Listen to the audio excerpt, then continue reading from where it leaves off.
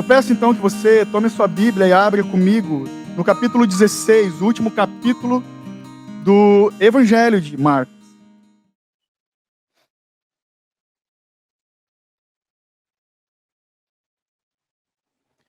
Você vai ler comigo dos versos 1 até o 8. Marcos 16, 1 até o 8.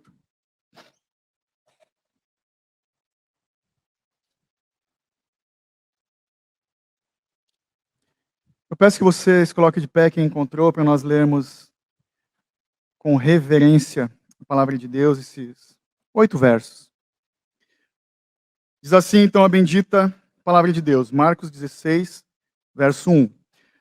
Passando o sábado, Maria Madalena, Maria, mãe de Tiago e Salomé, compraram essências aromáticas para ungir o corpo de Jesus. No primeiro dia da semana, bem cedo, ao nascer do sol, elas foram ao sepulcro e diziam umas às outras: quem nos removerá a pedra da entrada do sepulcro? Mas levantando os olhos, notaram que a pedra era muito grande, já havia sido removida. Ao entrarem no sepulcro, viram um moço sentado à direita, vestido com um manto branco, e ficaram com medo.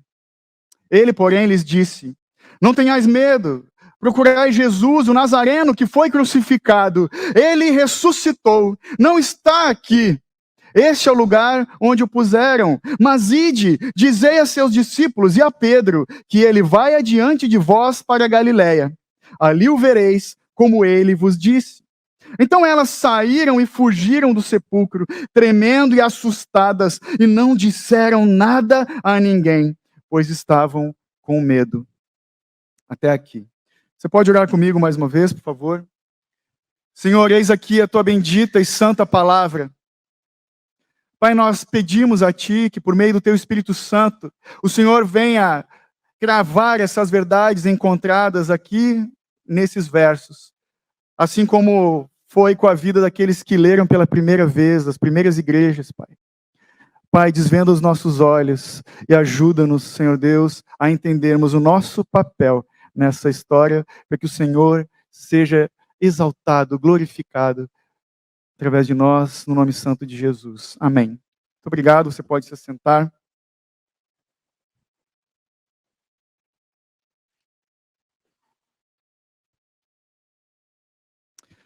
Irmãos, o evangelista Marcos, ele escreveu esse evangelho, que na verdade é o primeiro evangelho que foi escrito, por volta dos anos 50 depois de Cristo. Marcos, caso você não saiba, ele era um discípulo de Pedro. E ele ouviu justamente de Pedro o que ele está relatando nesse evangelho.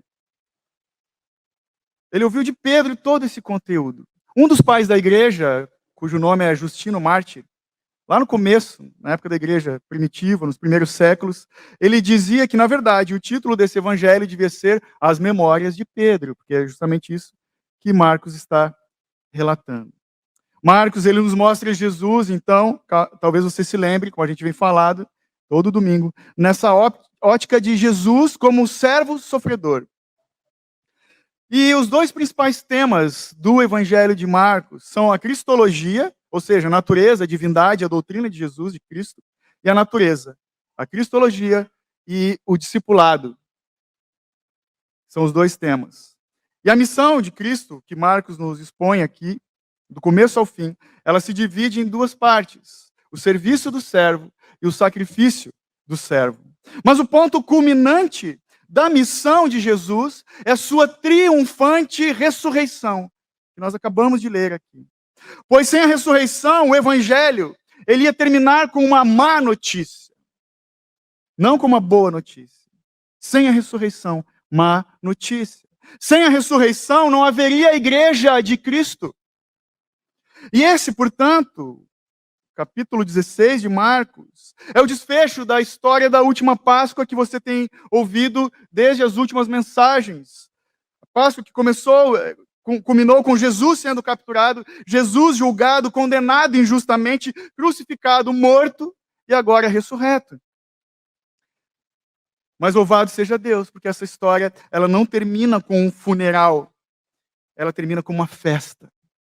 E é a partir disso que nós temos que entender o relato da ressurreição. Pois o túmulo vazio, irmãos, o túmulo de Jesus vazio, ele é o berço da igreja. É o berço da igreja. William Barclay diz o seguinte, que a maior prova da ressurreição é justamente a essência da igreja. Porque a missão da igreja é pregar o Cristo que esteve, pregar o Cristo que esteve morto e está vivo, e não o Cristo que esteve vivo e está morto. Entendeu? Temos que pregar o Cristo que esteve morto e está vivo. Mas, infelizmente, muitos têm anunciado um Jesus, parece que vivem de acordo com Jesus que ainda está morto. Por que nós temos que anunciar o Jesus vivo, o Cristo que está vivo? Porque o cristianismo, acima de tudo, a nossa religião, ela é a religião da ressurreição. Nós temos um Deus vivo, as outras religiões não. Então, o Evangelho de Marcos, ele finaliza de verdade, ele termina mesmo nesse verso 8, no último verso do capítulo 16 que nós lemos. Ele termina, Marcos, evangelista, abruptamente, trazendo essa reação das mulheres que saem diante do túmulo vazio, fugindo, correndo, caladas, com medo e assustadas. Ele faz isso de propósito. É certo que os versos 9 a 20, você pode olhar na sua Bíblia, continua, de 9 a 20 e 16. Eles não estavam nos escritos originais, nem nas primeiras cópias do Evangelho de Marcos. E, de fato, os estudiosos testificam de que não foi ele quem escreveu esses versos. Por causa das diferenças de gramática, estilo literário, não foi Marcos que escreveu. Esse final tardio, mais longo, ele foi incluído no Evangelho de Marcos a partir do século II. Mas fique tranquilo, esses versos não são apócrifos. Eles são simplesmente testemunhos da igreja primitiva. O que importa para a gente, esses versos são palavra de Deus, eles fazem parte da palavra de Deus inspirada, inerrante e infalível. Mas saiba que eles funcionam como um resumo dos acontecimentos pós-ressurreição, conforme os relatos de Mateus, Lucas, João e o livro de Atos. Então Marcos, ele terminou no verso 8, de propósito. Por que ele fez isso? Porque ele exige uma resposta prática dos seus leitores da época e de nós hoje. Ele exige uma resposta prática diante da falta de fé e do espanto e do silêncio dessas mulheres. Então, por isso, nós vamos nos concentrar nos versos de 1 a 8. Veja comigo, o texto começa no verso 1, dizendo que elas foram comprar especiarias para ungir o corpo de Jesus. Ele fala o nome dessas mulheres: Maria Madalena, Maria, mãe de Tiago, e José também, e Salomé. Ele cita, Marcos cita, ele faz questão de registrar o nome dessas mulheres. Nós vemos elas 3 vezes citadas, capítulo 15 e 16 de Marcos. Ele faz questão de registrar os nomes delas, para que ninguém o acusasse de estar inventando uma história, de estar escrevendo uma lenda. Ele está dizendo com isso, de fato, o que eu vos escrevo é um fato histórico, verídico, real. É como se ele estivesse falando, se alguém tiver dúvida, isso na época dele, se alguém tem dúvida em checar a verdade da minha história, vá e pergunte para qualquer uma delas. Por isso ele deixa os nomes registrados. Mas o verso 2 fala que logo, bem cedo, ao nascer do sol, elas foram até o sepulcro. Lá em Mateus 28:1 diz que elas de madrugada iam para aquele lugar. Lucas diz que cedo de madrugada. E João, quando ainda estava escuro, elas se dirigiam ao túmulo de Jesus. Ou seja, bem cedinho, logo ao amanhecer, elas caminhavam em direção ao sepulcro. Irmãos, elas são mulheres piedosas e bem-intencionadas, mas fica muito evidente no texto de que elas não aguardavam a ressurreição. Mesmo que Jesus já, por vezes, já houvesse profetizado da sua ressurreição, nos capítulos 8, 9 e 10, falarmos só do Evangelho de Marcos, o texto fala que elas caminhavam para ungir o corpo de Jesus com finas essências aromáticas. Irmãos, elas esperavam encontrar no túmulo um cadáver, um corpo morto, para ungir. Elas não iam embalsamar Jesus, como era costume dos egípcios. Elas simplesmente levavam perfumes, era uma tradição, perfumes para corpos em decomposição, para aliviar o mau cheiro. O que elas estão tentando fazer é prestar uma última homenagem ao seu mestre, em devoção, em amor, uma demonstração de carinho. E para nós entendermos, se fosse nos dias de hoje, é simplesmente o que nós fazemos quando nos dirigimos a um funeral ou enviamos coroas de flores. É isso que elas estavam fazendo. A verdade é que, além delas, ninguém aguardava, ninguém tinha expectativa numa ressurreição, nem passou pela cabeça delas essa possibilidade. E eis o motivo. A ressurreição, naquela época, era tão inconcebível para os primeiros discípulos, era algo tão impossível de acontecer, assim como ainda hoje é para algumas pessoas. Naquele tempo, os gregos, eles não acreditavam na ressurreição. Na visão deles, a vida após a morte era simplesmente a libertação da alma desse corpo carnal. E quanto aos judeus, alguns deles acreditavam, sim, em uma ressurreição geral no futuro, quando o mundo todo seria renovado, mas eles não tinham, os judeus, um conceito de uma ressurreição individual. Entende? Tudo bem, nós podemos aqui, então, simplesmente criticar essa falta de fé dessas discípulas, mas não podemos negar do seu amor e da sua lealdade com Jesus ao fazer isso. Pois elas estavam no Calvário quando Jesus morreu. Elas também estavam no jardim quando Jesus foi sepultado. E agora, ninguém mais, além delas, estão se apresentando bem cedo para ungir, para prestar uma última homenagem ao Senhor. É verdade que elas estão falhando no que elas fazem, mas você leu comigo no texto que daqui a pouco, lá na frente, elas vão ser escolhidas para anunciar o Jesus ressurreto. Uma pergunta interessante de fazer diante desse texto é nós nos perguntarmos: onde estavam os 11 discípulos nesse momento? Eles estavam escondidos, acanhados, intimidados, com medo. Uma outra pergunta boa de fazer para nós é: e eu e você? Qual é a nossa resposta? Qual é a nossa reação diante da ressurreição de Cristo Jesus? Nós temos caminhado como quem duvida da ressurreição? Será alguém aqui nessa sala? Nós caminhamos na vida de fé, talvez sem uma perspectiva da eternidade, vivendo as coisas do aqui e agora, com medo por vezes, ou muito ocupados com as coisas dessa vida, preocupados com as dificuldades. É luta, irmão, nessa vida. Ou será que nós caminhamos cheios de boas intenções, com o foco naquilo que devemos fazer, mas ainda sem fé, sem o foco naquilo que Jesus fez por nós? O texto segue, e nos versos 3 e 4, então, elas diziam umas às outras: quem vai remover a pedra do sepulcro? E essa pergunta, esse papo, essa conversa dela, denuncia a compreensão equivocada. Elas ainda nem pensam em termos do sobrenatural. Elas estão caminhando e pensando simplesmente nas coisas terrenas. Elas não têm expectativa de algum milagre ou algo de Deus acontecer.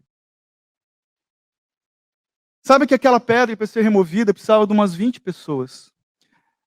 Dizem que ela tinha mais ou menos 1,80 m, 1,20 m de diâmetro, e era muito pesada, que o texto diz, uma pedra muito grande.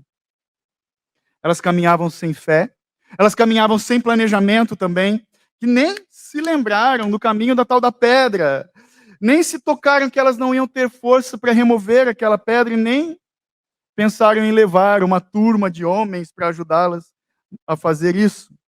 E o pior é que elas nem perceberam que Deus já havia resolvido o seu problema. O que tinha acontecido com aquela pedra, Marcos não diz, mas Mateus, por inspiração divina, nos dá a resposta, lá em Mateus 28, versos 2 e 3. Subitamente houve um violento terremoto, pois um anjo do Senhor desceu do céu, rolou a pedra e estava sentado nela. sua aparência era como de um relâmpago, e suas vestes eram brancas como a neve.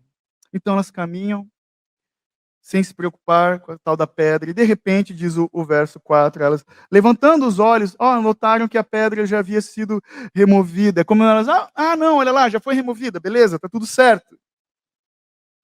É importante nós atentarmos de que essa pedra, essa rocha grande, ela foi removida, não para que Jesus pudesse sair do túmulo, ele é Deus, mas ela foi removida justamente para que essas mulheres pudessem entrar no túmulo vazio e ver o túmulo vazio. Irmãos, foi Deus quem rolou a pedra. Isso nos lembra de que somente por meio de Cristo é que nós temos livre acesso a Deus. E não pelos nossos esforços, não pela nossa boa intenção ou pelas nossas boas ações. A salvação é iniciativa exclusiva de Deus, concedida somente por sua vontade e graça e misericórdia. É Deus quem transforma as motivações dos nossos corações. É Ele quem tira as escamas dos nossos olhos para que eu e você passemos a enxergar o Cristo vivo. É Ele quem faz isso. E se não fosse Ele, nenhum de nós faria. Dos versos 5 até o 7, o texto continua e fala que ao entrarem ao sepulcro, viram um moço. O moço que Marcos escreve é justamente uma percepção que elas tiveram. Elas não reconheceram ele como um anjo, mas era um moço, até que ele fala. Ele fala e elas se espantam. O espanto das mulheres aponta para a presença do sobrenatural, como nós já vimos outras vezes no próprio Evangelho de Marcos. Mas nesse caso específico, essa presença desse moço significa a presença divina na cena da ressurreição. Vamos ler os versos de novo, 5, 6 e 7. Ao entrarem no sepulcro, viram um moço sentado à direita, vestida com um manto branco, e ficaram com medo. Ele, porém, lhes disse: não tenhais medo. Até aqui. Não tenhais medo. Então ele tranquiliza elas. Tranquiliza elas. E depois ele continua: não tenhais medo, procurais Jesus, verso 6, Jesus o Nazareno que foi crucificado, ele ressuscitou, ele não está aqui. Esse é o lugar onde o puseram. Então o anjo, ele tranquiliza, não tenham medo, mas ele repreende elas na sequência. Nenhum dos discípulos, irmãos, na verdade, havia entendido ainda que Jesus ia ressuscitar ao terceiro dia. E ele falou disso, capítulos 8, 9 e 10 de Marcos. E essas mulheres, elas tinham os olhos voltados ainda para as coisas terrenas e não para as celestiais. Mas é bem curioso aqui que nós vemos um paralelo. O anjo fala: vocês buscam aquele que foi crucificado, quando na verdade vocês deviam estar buscando aquele que ressuscitou. Então, elas são bem intencionadas, mas elas estão completamente enganadas no que fazem, no seu proceder. E elas são corrigidas aqui nesse verso 7. No 6, na verdade, e o 7, elas são corrigidas pela mensagem mais extraordinária de toda a história. Quando o anjo fala: ele ressuscitou, ele não está aqui. E no original, a tradução correta seria: ele foi ressuscitado. Ele foi ressuscitado, não está aqui. Então, foi Deus quem ressuscitou o seu filho. E diante da incredulidade, do espanto dessas mulheres, o anjo lhes pede que elas confiem nos seus sentidos. Quando ele fala: olhem, vejam este lugar, vejam o túmulo vazio, olhem ao seu redor, Jesus não está mais ali, ele ressuscitou. É como se ele estivesse falando para elas: parem de fazer o que vocês estão fazendo. Pois esse é um dia, é o dia de grande alegria. E depois o 7, continua o verso 7, ele fala, depois de revelar isso: mas ide, dizei a seus discípulos e a Pedro que ele vai adiante de vós para Galiléia. Vão, digam para os discípulos e para Pedro também. Então o anjo, depois de repreender e corrigir essas discípulas, o anjo, ele as encarrega de uma missão vinda diretamente de Deus. Qual é essa missão? Torná-las embaixadoras e mensageiras da notícia da ressurreição. É como se o anjo estivesse falando: olha só, é tempo de agir, é tempo de ir depressa, é tempo de anunciar que Cristo está vivo. É isso que ele está fazendo. E ele ainda fala: ele, Jesus, vai adiante de vocês para a Galileia.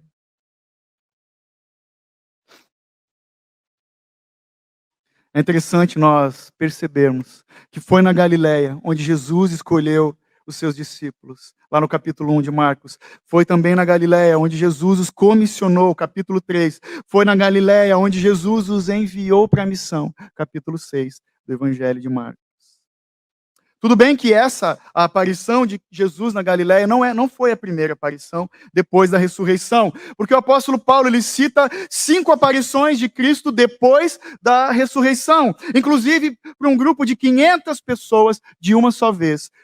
Tem nos 4 evangelhos relatados também 7 aparições de Jesus, e Atos, também no capítulo 1, versos 3 e 4, nos conta que por 40 dias Jesus apareceu constantemente para diversos grupos de pessoas. Mas foi lá em Marcos 14, os versos 27 e 28, que o próprio Jesus falou: vocês todos me abandonarão, pois está escrito: ferirei o pastor e as ovelhas serão dispersas, mas depois de ressuscitar, irei adiante de vocês para a Galileia.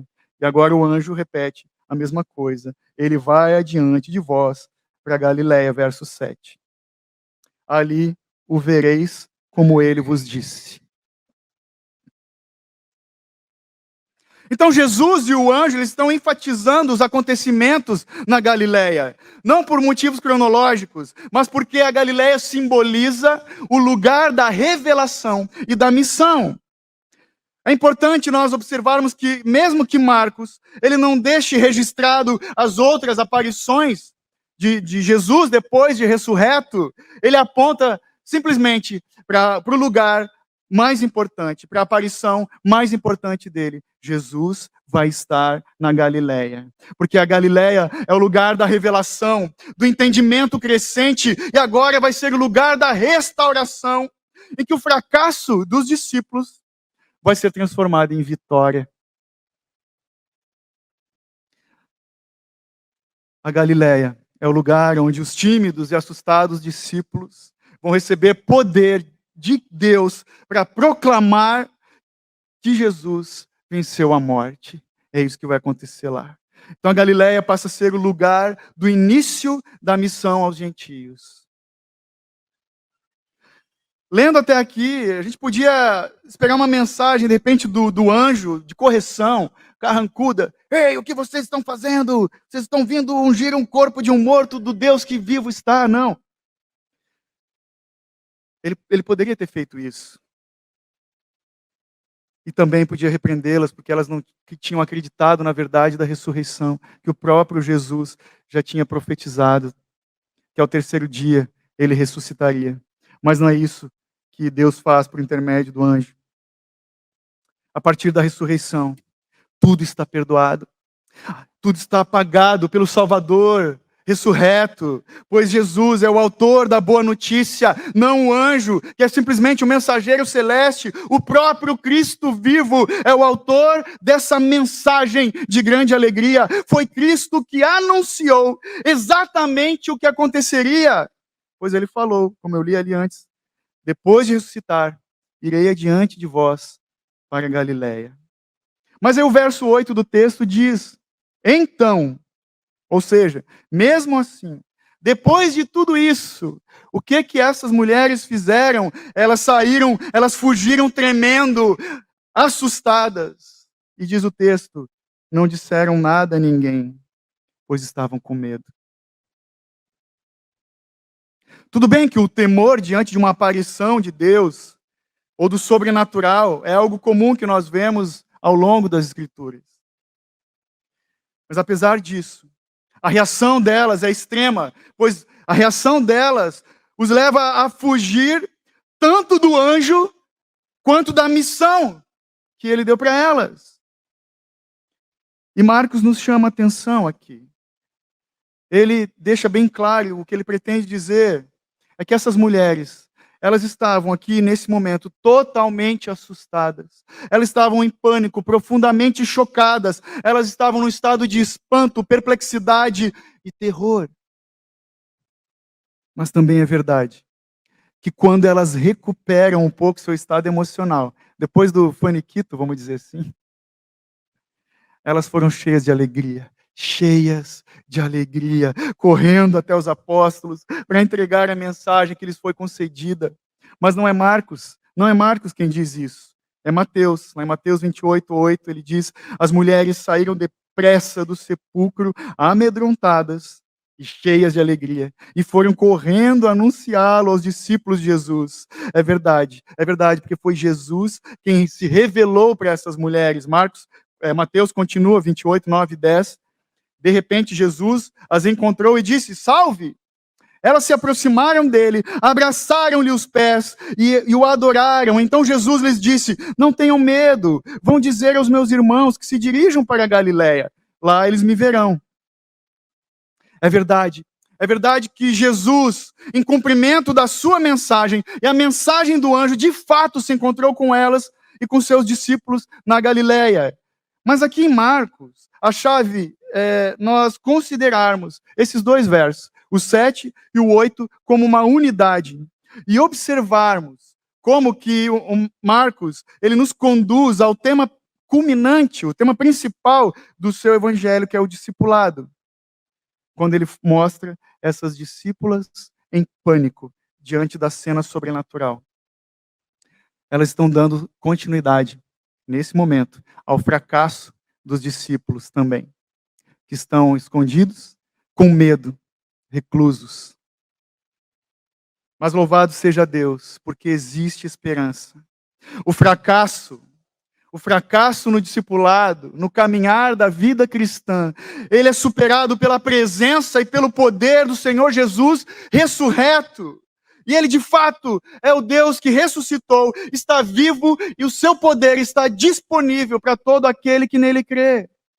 A caminhada não é fácil, mas o agir, o poder de Deus está à nossa disposição. Então, Marcos, ele destaca o problema do medo na proclamação da verdade de Jesus. O que é muito legal, o que é interessante, é que um excelente exemplo do poder de Deus em restaurar os caídos, nós vemos na história ou na biografia do próprio Marcos, ou João Marcos. Caso você não saiba, lá em Atos 15 tem um relato de que nas primeiras viagens missionárias de Paulo, o apóstolo, ele estava com Barnabé e Marcos, ele era sobrinho de Barnabé. Eu falei isso no começo, a gente falou algumas vezes enquanto falávamos. Marcos, portanto, era sobrinho de Barnabé. E nas primeiras viagens missionárias, Marcos, um jovem ainda, teve medo. Como a gente costuma dizer, ele arregou. E pediu para voltar para casa. Paulo e Barnabé se desentenderam e o tio levou o sobrinho de volta para casa. Mas há esperança. Porque quando Paulo estava na prisão, 20 anos depois desse acontecido, do jovem Marcos, Paulo, perto do final da sua vida, ele escreveu a Timóteo algo que está registrado em 2 Timóteo 4:11. Ele pede: traga Marcos com você, Timóteo, porque ele me é útil para o ministério. Essa carta, então, de Timóteo mostra que Marcos, então, agora, nesse momento, ele se tornou essencial para o ministério do apóstolo Paulo. Um jovem que fracassou lá atrás e agora essencial. Irmãos, é maravilhoso isso, porque foi Paulo quem pediu, quem encomendou a Marcos que escrevesse esse evangelho, ou seja, o relato de Pedro. Paulo pediu isso, justamente ele encomendou para fortalecer a fé dos novos convertidos, os nossos irmãos que se reuniam na igreja lá em Roma. Portanto, Marcos teve o privilégio de escrever o primeiro dos evangelhos. É verdade que para nós existem momentos em que nós falhamos, nós pisamos na bola. E é por isso, talvez, que nós não devemos andar sozinhos. Nós precisamos de um Barnabé caminhando com a gente, às vezes um Pedro caminhando conosco. Mas é certo no caminho que o Senhor não desiste de nós, irmãos. Talvez aqui, em algum momento, você já tenha falhado em anunciar as verdades de Cristo Jesus. Talvez por medo, talvez por receio de críticas. Você se calou. Sabe que o Senhor ele pode te usar ainda. Esse texto, essa verdade, essa palavra nos incentiva para nós não termos medo, para nós sermos confiantes. Então eu digo, não tema, siga adiante com fé, proclamando o Cristo que vivo está. Talvez alguém pense, as pessoas podem dizer, poxa pastor, mas é tão difícil, a vida não é fácil. É verdade. A verdade é que Deus nunca nos prometeu uma viagem tranquila, mas Ele prometeu a chegada certa, no destino. No caminho, então, meus irmãos, nós precisamos, é urgente, nos lembrarmos por que a ressurreição é importante. Precisamos, para nos fortalecer na fé, por que a ressurreição é importante. Lembre-se de que a ressurreição certifica a divindade de Jesus e ela fornece esperança para a ressurreição de todos os crentes. A ressurreição indica a aprovação de Deus para com Jesus, testificando de quem Ele é, do que Ele disse. A ressurreição testifica a mensagem de Jesus sobre como as pessoas podem receber a vida eterna. A ressurreição estabelece o senhorio de Cristo. A ressurreição, irmãos, promete a vitória sobre a morte. A ressurreição nos lembra que Cristo, só Ele é as primícias da ressurreição, das quais vão gozar todos aqueles que nele estão. 1 Coríntios 15, 22. A ressurreição nos lembra que Jesus é o primeiro que ressuscitou da raça futura dos ressuscitados. A ressurreição nos lembra que Cristo foi ressuscitado para a minha e para a tua justificação. Romanos 4, 25.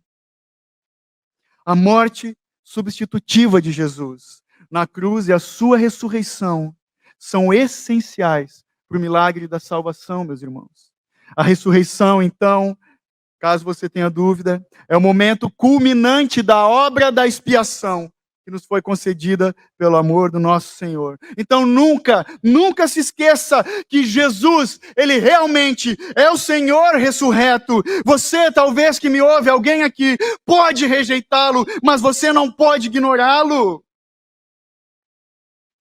Porque o que Jesus fez ao ressuscitar dos mortos, diante de todos os homens, exige uma resposta. E é uma questão que não pode ser evitada. O nosso Deus está vivo. O nosso Senhor vivo está. E eu pergunto, portanto, como você responde ao Senhor, ao Rei do Universo, que ressuscitou? Qual é a sua resposta? A resposta depois dessas discípulas e dos discípulos, nós vemos nos versos 9 a 20, que eu peço que você leia comigo. Verso 9. Depois de ressuscitar, cedo no primeiro dia da semana, Jesus apareceu primeiramente a Maria Madalena, da qual havia expulsado 7 demônios, e ela foi anunciar isso aos que haviam andado com ele, que estavam tristes e chorando. Quando souberam que ele estava vivo e que fora visto por ela, não creram. Mais uma vez. Depois disso, ele se manifestou sob outra forma a 2 deles, que iam no caminho de Emaús, do campo, os quais foram anunciá-lo aos outros, mas nem a esses deram crédito. 14. Por último, então, bendito então, aqui de novo, apareceu aos 11 Jesus, estando eles à mesa, e criticou-lhes a incredulidade, a dureza de coração, por não terem dado crédito aos que o haviam visto ressurreto. Ele lhes disse: ide por todo o mundo, e pregai o evangelho a toda criatura. Quem crer e for batizado será salvo, mas quem não crer será condenado. E estes sinais acompanharão os que crerem. Em meu nome expulsarão demônios, falarão novas línguas, pegarão em serpentes, e se beberem alguma coisa mortífera, não lhes fará mal algum. Imporão as mãos aos enfermos, e estes serão curados. 19. Depois de lhes ter falado, o Senhor foi elevado ao céu e assentou-se à direita de Deus. Então, saindo, os discípulos pregaram por toda parte, e o Senhor cooperava com eles, confirmando a palavra com os sinais que os acompanhavam. Bendito resumo na grande comissão. Irmãos, esses versos, como eu falei no começo, são importantes, mas eles são uma lista, um resumo do que acontece depois da ressurreição. Veja, os sinais ou milagres, como expulsar demônios, falar em línguas estrangeiras para que todos entendessem o evangelho, beber alguma poção, veneno, curar enfermos, esses sinais, esses milagres não conseguem de forma alguma ofuscar o brilho, o poder, a glória do maior milagre de todos, que é a ressurreição. A ressurreição de Cristo Jesus, o Salvador dos homens, o único Deus com poder para perdoar pecados, aquele que cooperava com eles no caminho, como diz a palavra. Então, diante disso, dessa verdade, nós não podemos nos calar. Não podemos nos calar diante da morte, irmãos, porque a missão dos discípulos também é a nossa missão, que é a mesma missão de Deus. A missio Dei, que é a nossa missão, se resume em querigma, koinonia e diaconia. Deixa eu te explicar. Proclamação, comunhão e serviço. Ide por todo mundo, pregando o evangelho, fazei discípulos, batizando. Essa é a nossa missão, proclamação, comunhão e serviço. Essa é a missão da igreja, a missão de amar a Deus e de anunciar o amor de Deus. Por quê? Porque nós somos chamados como participantes ativos dessa dinâmica do amor incondicional de Deus e também testemunhas da ação do amor de Deus nos corações. Nós somos participantes, somos facilitadores, chamados e enviados para anunciar, como disse o puritano John Owen, a morte da morte na morte de Cristo. É para isso que nós fomos chamados e enviados. Talvez alguém se pergunte, mas o Senhor nos envia para salvar e converter as pessoas? Não! Ele nos envia simplesmente para testemunhar do seu poder e do seu amor, porque é Jesus quem faz a obra, só Ele tem toda a autoridade e todo o poder nos céus e na terra, como Ele mesmo diz em Mateus 28:18. Então nós anunciamos e testemunhamos a Santa Trindade em ação na obra da salvação, pois é o Pai quem elege incondicionalmente, é o Filho quem redime objetivamente os seus eleitos, é o Espírito Santo quem aplica eficazmente no coração daqueles por quem Cristo morreu. O Espírito Santo aplica a redenção. O Pai, o Filho e o Espírito fazendo a obra, e nós somos testemunhas, somos anunciantes, proclamadores, arautos dessa verdade. Então, a partir disso, a nossa missão é clara, meus irmãos, e o propósito está aqui, o caminho é o propósito que Marcos nos traz. Estamos no caminho, somos os do caminho. O nosso incentivo para o caminho, para a missão, e o nosso consolo, nós encontramos nas palavras do anjo, lá no capítulo 7, no verso 7, que você leu comigo, quando ele diz, vão e anunciem o evangelho, é o que temos que fazer, porque Jesus vai adiante de vós.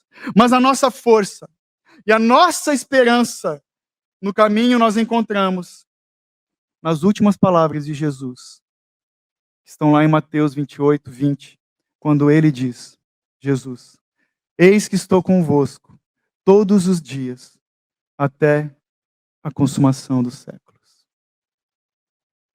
Amém.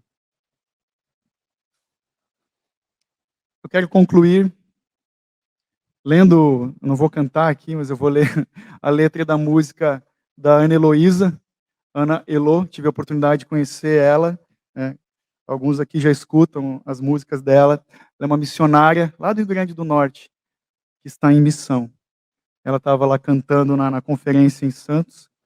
Então, ficamos amigos. Se um dia Deus quiser, ela vai estar aqui com a gente. Aí ela pode cantar a música. Mas preste atenção na poesia. A letra da música, o título se chama O Caminho e o Guia. Dos quatro cantos, o vento sopra a vela para um lugar nos confins da terra. E quando eu vejo, já estou lá, onde ele disse que ia me levar. Não foi por merecer que ele me levou a outro lugar. Não foi porque eu tinha alguma coisa boa para dar. Mas foi porque um dia sua graça me alcançou.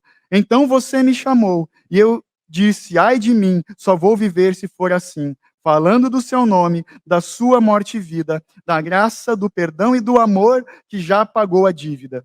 Espalhe essa notícia aonde eu for cantando, e sempre ao meu lado teu espírito, a vela vai soprando. Não conheço o caminho, mas conheço bem meu guia. Amém.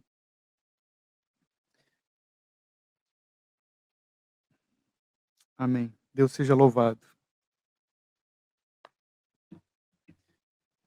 Te convido a orar comigo.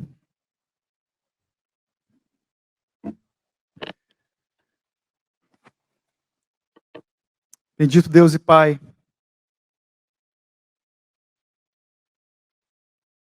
tem misericórdia das vezes que nós nos furtamos de falar da tua verdade, do teu amor, do Deus que perdoa pecados. Perdoa-nos, Senhor, quando nós tocamos as nossas vidas durante a semana, sem sequer nos lembrarmos da ressurreição, do grande motivo da nossa alegria. Perdoa-nos, Senhor. Pai, que o Senhor nos conceda intrepidez e graça, que o Senhor coloque as palavras em nossos lábios toda vez que alguém perguntar o motivo da esperança que é em nós. Que nós estejamos prontos a falar de quem Tu és, do que o Senhor fez por nós, do que o Senhor continua fazendo e vai fazer por todo aquele que reconhece a Cristo Jesus como Senhor e Salvador. Dá-nos, Senhor Deus, oportunidades de testemunharmos do Teu amor, da Tua fidelidade. E mesmo quando fracassamos, Pai, que de joelhos nós possamos buscar em Ti restauração. Lembrando, Pai, como foi na Galileia, o lugar da restauração. Restaura-nos, Pai. Revigora a nossa força para nós anunciarmos em todo o tempo e fora de tempo as verdades eternas, Pai. No nome de Jesus. É o que nós te pedimos.